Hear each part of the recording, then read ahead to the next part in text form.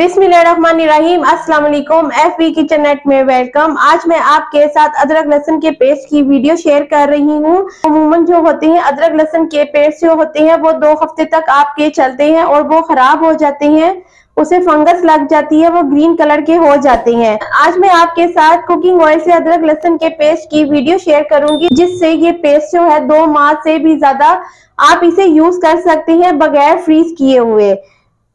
ये मैंने 1 पाव लहसुन लिया है और 1 पाव ही जो है ये अदरक लिया है। 1 कप जो है ये कुकिंग ऑयल है।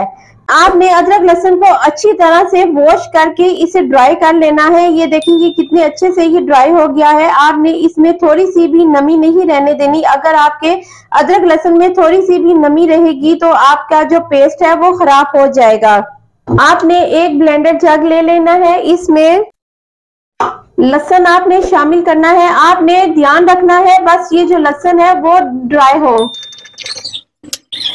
अब हम इसमें अदरक शामिल करेंगे और सिर्फ इसमें हम कुकिंग ऑयल शामिल करेंगे। इसमें हम ना पानी शामिल करेंगे ना सिरका शामिल करेंगे। 1/2 कप कुकिंग ऑयल शामिल करेंगे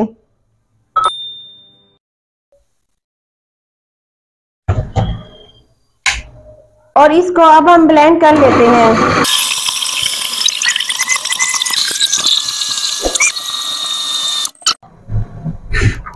ये देखिए हम इसे चेक कर लेते हैं। ये हमारा ये अदरक लहसुन की जो पेस्ट है वो देखिए ये कितनी अच्छी हमारी तैयार हो गई है। अब हम इसको निकाल लेते हैं। बस आपने एक चीज का ध्यान रखना है, आपने जिस चीज में भी इसको निकालना है वो आपकी चीज ड्राई हो, गीली मत हो।